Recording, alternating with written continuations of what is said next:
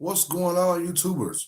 We're talking about R. Kelly now. R. Kelly and his illness. I think that's an illness, if you will. Uh, from the looks of it, I didn't speak about this earlier, but I'm going to talk about it now. R. Kelly did get bundled out. He got help from the family members, community wise. This man got children, so they want him out of jail. But he had an illness, of course. We know all the stuff that he done with his girls was very bad stuff. Like he ran a slave ship. Like whoa, the stuff they talk about, what they had to do in terms of everything, and then it wasn't even pimping. It wasn't like he was making money off of him or something. I mean, he was just really ill, and I think that his sexual tensions are very high, and he's a fetish king, and he needs to go and see somebody for that help, even though it was against the law when it comes down to people that are young, too young for sex. I mean, come on, black people are saying, okay, you need to go to jail. But at the same time, us conscious people are looking at it saying, wait a minute, he did do wrong. He do need to go to jail. But where's Harvey Weinstein? And where's Ed Buck? I mean, is it not that we're able to prove that these people offended somebody or did something wrong? Ed Buck is the second time somebody, a gay black guy or whoever with his house came up dead. This is the second time, and we can't get to the bottom of this.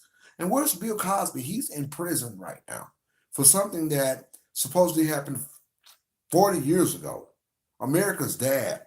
But you got all these other guys in Hollywood, they're not going down, and we all know that they're holding power, a power sector of community. So in terms of that, you can be rich but not be wealthy. So these other people are wealthy, they have community. They have wealth. They have camaraderie, business. They have people. They know DEAs and they know the judges and the lawyers. They're resourceful. I mean, nothing against white people. That's not what I'm saying. What I'm saying is these people know each other. They have a community for centuries, even from, I mean, you can go back to slavery. I mean, you can. I mean, not, like I said, nothing against white people, but you can go back. This is a community that's developed itself over hundreds of years, and some of them do end up in jail. But we jump up and we hooray over our people being took down, thrown in jail, which we don't want him to be out here disrespecting young girls as a pedophile or locking up women and making them suffer or different things like that. But what's interesting to us is that the same stories are circling around powerful white men, and they nothing happens to them. I mean, nothing really happens to them. A few of them, as a matter of fact. But we look at ourselves and we generate a, a reflection of hate.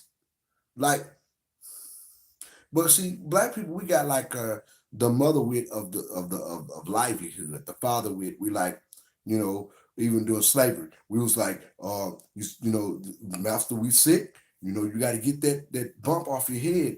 You got to stop that coughing. Now I'm gonna get Greta here to make some tea, and I know exactly what to put in it because you've been coughing all day, and you said you only wanted water. We understand that. We do stuff like that. This is our natural way. We do. We know about medicines and different things like that. So we were taught throughout hardship to caress people and to nurture to them and to cater to them in the sense of their well-being. And it's even in the sense of economic wealth. Now, black people love their money, so we didn't realize we were making them rich, of course. So you know, until the night John started teaching people how to read, and then they said, "Oh, you're worth so much money. They can't kill you. You're worth too much." I mean, we didn't know we were price tags. We knew we were being sold, but we were trained to assist. You know, assist. And I think that I'm not really sure. I'm a historian, but I believe that that's the nature of who we were as people, as to be in community. Let me show you how to eat. Let me show you how to be healed. You know, things like that. You know, the Africans do stuff like that, right?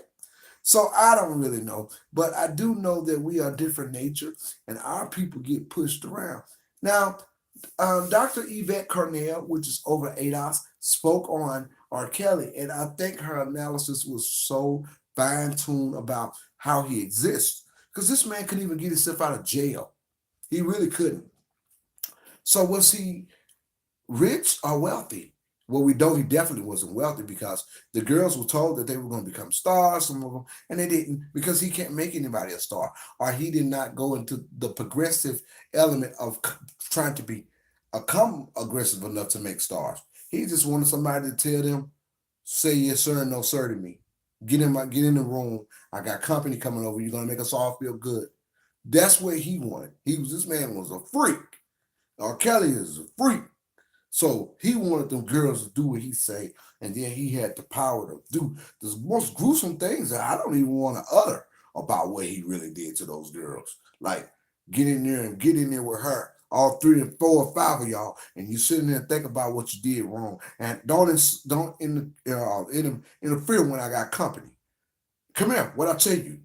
Come here, look at me. That's how he was doing those girls, and it, it, look, guys, I'm not worried about people and their fetishes. Everybody got them. I understand that, but you're not going to go against people's will, and though that's against the law, like they're in jail, slavery, what have you. But what's interesting again to me is what happened to everyone else. Ed Buck people came murdered out of his house. If somebody was murdered in R. Kelly's mansion, he wouldn't be out on bond. See, this is the difference between us and them. It's not about picking on nobody. And y'all stop getting offended when we talk about the truth. When we talk about the truth, stop that. Stop that. You got white people jumping up saying, well, no. It was not talking about you as an individual. We're talking about the system. What has happened in our system as far as race-related ideas. And, we so quick to put each other down. We're so quick. We don't realize how important we are. And I look at that, and a lot of times I've really been hurt about it. I've been hurt about it. When you go to black people about anything that concerns them to try to, generate some kind of stimulation with them, they tend to not want to either hear it or they get aggravated because they're not used to it. We're not used to coming to anything as far as us, So this time in this year, 2019, we are coming to that because it's okay for us to do that. There's nothing wrong with it. What is wrong with us being a do to well collective group of people? What is wrong with us being a progressive group of people in a rich nation? I don't understand what y'all looking at. That to me, what's been going on is like feudalism. It's what it looked like. So you got people, the powers that be, who their ancestors owned slaves and had business camaraderie years and years ago, are actual billionaires. I mean, off like egg farms, like the Dr. Yvette said, and like oil and corn, and crop and onions and wine farms, and we all trying to be hip hop artists and basketball and football players. We don't think from a CEO status of standpoint. The East Indians are running businesses and working in IT. Well, now that's against us, and they're not no smarter than we are. They are allowed to be nurtured in that environment. They understand what it takes to be there. They have a source of encouragement when it comes down to these United States of America. That's why they come here. Because they say, well, if we go there and we see another Indian, we're going to all pull them up. This is the nature of who they are. We are different. We came from the light of hardship right here. So we were just glad to be free. Free from working for somebody for free. Free from took into the atmosphere of a bed book or a bed wench. And we were just glad to be free. And a lot of us got free and emulated that as a pimp throughout the community with women's and whoever else we could find. And that's not right. So that's why I took myself as I went through my reign of being a little boy that do bad stuff and start being a professional. That's why I turned myself around. Because I saw myself headed the same way. I mean, black guys, look, we got the image and everything, our swag on, all that. We can turn into any character we want to. They project on us and get paid. But then we end up in jail. If we're smart, we don't. So, I understand that. The way I was raised, my father, he had a trucking company. He owned different little things. He owned a pool hall, different little things like that. He drove. My mother went to college and got an education. All my siblings and everything went to school and college and all that. One of my sisters, she went to a beautiful school, and so we're a normal family, and we got to reflect on stuff like the Cosbys. But yet and still, the black man, we hold a certain image, right? Forget it. I get up in the morning, I put on my button down and my slacks, and I go into the world, and I be progressive. Okay, this is what we've been taught. My great grandmother was a school teacher also, so we have to learn. But I just can't get over this swag we got. Whoa, the way we look. All right, yeah, y'all can remember. Anyway, I'll go there. So, so we never really knew what community was. Every time we got close to it, it seemed that we were attacked. Of course, I said it on my last video, in militant force. So we never really got to know what power looks like. We never really got to know what a united front really reigned as. We went into it to fight for laws, and we got them passed, but to reign in that place is a different story. So we didn't come from the atmosphere of success as slave descendants. To be a community, to protect each other, even if we're wrong, even if one of our constituents are wrong, people who in power can say, well, he's wrong, but let's find a reason to free him. He's too important. We don't need him in jail. Make sure he doesn't do it again, at least for a couple of years. And he's wrong. And if he wants to do that, let him get grown people. I mean, this is how they can protect each other. So we never really had that united front and reigned in the power of community. For one, we were denied community. We were denied community when you told us we couldn't have what was owed to us as a constitutional right. So we didn't get the land. We couldn't do it. We danced around like lost cows when we were free from slavery and went back to work for massa and whoever else and became bed bugs and bed witches again so we can continue to live and have food. This was a crime. That's a humanitarian crime. So now we hear, I'm just as good as an Indian boy, right? I'm just as good as Indian boy, right? Just as good as a white boy, right? Matter of fact, some people think that about me when they come up. No, no. I'm just as good as what? What else groups we have over here? Oh, Chinese, Japanese. Oh yeah, they're supposed to be real, real smart. Real smart. Going around with a projected image on black people saying that we have a low IQ. We know where you get these numbers from. See, look, I'm not totally stupid. I got a home office right here, guys. See, I do work. I got my own place. I work, whatever.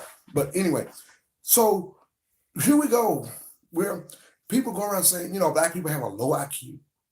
I know this video is all over the place. I started with R. Kelly, but let's just talk. Black people got low IQ and all that kind of stuff, and this and that. It's deplorable for you to say that. And I had to get a few people on board and correct. I had to get a few people in check, and I did it.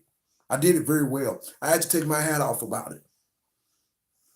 Get a few people in check. Now let me tell you. Let me say this to you.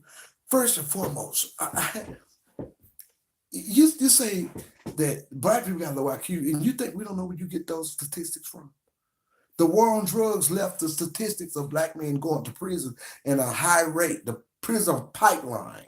Then you got the CIA, which planted it there, which put black people on drugs, and they standing on the corner for hours begging. You could be a security guard before you stand there like that. But drugs, it kills your brain cells, and a lot of it, crack cocaine and different things like that. And then you got black people who were never really offered who were never really offered what they deserved and who got what was owed to them by law.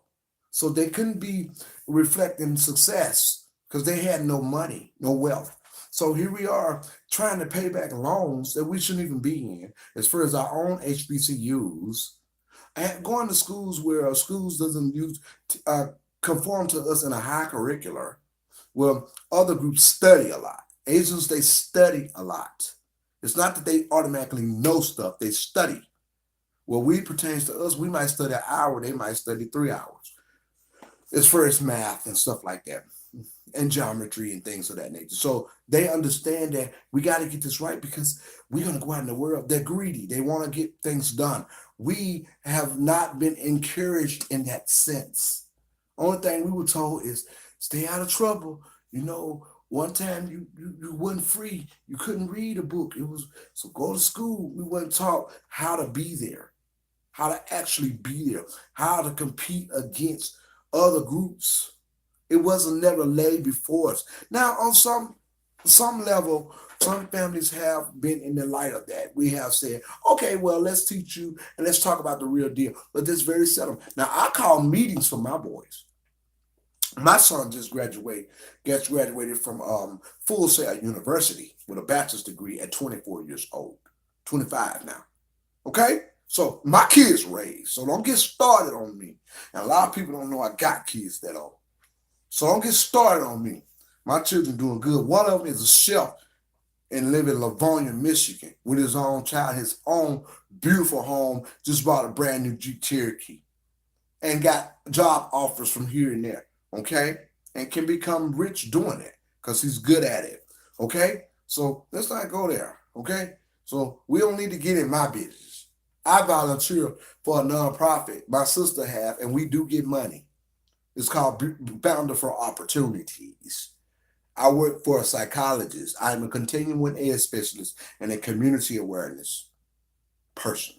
I help young men get off their feet and conform to the identity of self-sufficiency and help them find and line them up in programs which they deserve and try to give them insight on their character as though it pertains to a motivated citizen, a motivated person. That's what I do. Okay. Anyway, let's get on. I'm talking to this YouTube because this is my divine purpose. I mean, it'd be a shame for me not to have my voice out there, and I got so much long-winded information and different things of that nature. So I'm just sharing with you, guys. I started this talking about R. Kelly, but guys, this is just us talking right now, and everything linked to each other like math. Nothing is disconnected. The only thing that is disconnected is what they have done to slave descendants. That's disconnected. Okay. I mean, our people are degenerates because they want money and fame. So they say, well, let's go out here and do this rap music. And then from my understanding, the rap music and what the hip hop artist is doing, you know what they do? They try to pull back some of the rhetoric because they figure it's part of the community. But the people that are in control say, "No, you can't do that. This is what makes money." And we in contract of gangster rap. Remember, so they can't pull back. They have to constantly uphold it. And then they get all these beautiful things by being rappers and stuff like that. And we like music. You know what I'm saying? We love it. They get all these beautiful things and they get out in business. They start being on commercials and different things like that. So they become degenerates. So it's okay. Okay, we've been there. We know the hardship of that. But it's very peculiar because it makes money. Okay, so money can do things. I mean, a lot of people do wrong things to get money. But what and foremost, we never really had the power sector of community. People that are in predominantly black areas are running businesses like Chaldeans got gas stations and liquor stores, East Indians, Mexicans owning grocery stores, East Indians, Chinese nail shops and different things like that because they can come over here and hire people. And I know personally the Latino community, which are at the southern border, the illegals and the immigrants or whatever coming over here, they hire illegals. The ones that are here legally have the company, they hire illegals. So this is what they do. So everything that's going on here, they have shut us out. Okay, go ahead and shut us out of the job market, but you're going to give me my resources. You're going to give me that at least. You done gave it to everybody else. Now, black people, we want what's owed to us. This is decency. This is called decent. Okay? So we can get on with the get on and we can stop patronizing everybody else affairs and stop patronizing everybody else means of survival inside our beautiful great nation, which we built. So, and we can stop emulating every idea that the fourth branch of government perpetuate to our living rooms. So we'll have some type of money. And black people that get rich won't have to go into their own enclaves and not support the community. Some of them try, but for the most part, they could have done more. But they have an inferior tone when it comes down to the powers that be because they don't want to lose their career. They don't want to lose their status. Oprah put own network out in space. Okay, that's great. I don't know what kind of plan she has. We said she had a plan, but why ain't these satellites out there that surround owned by teams of people like SB, CS, SB, MBNC, and all of that? I can look it up now. They got teams of people who own that, the Jewish and the whites and stuff. When she had to come out there with her own satellite. Why come she go into ownership with Cosby? And I don't care if he did get locked up. I mean, he's still a very wealthy man. Eddie Murphy and Will Smith. Why come they can't come together and put some out there for us? Because we don't know community. And it's time out for that. And this is at the grassroots as ADOS. And we're looking to get situated so that we, as it pertains to our integrity and our prestige among us as a group. And the main people who are doing the hard work are the ones who are sort of financially comfortable, but we're not.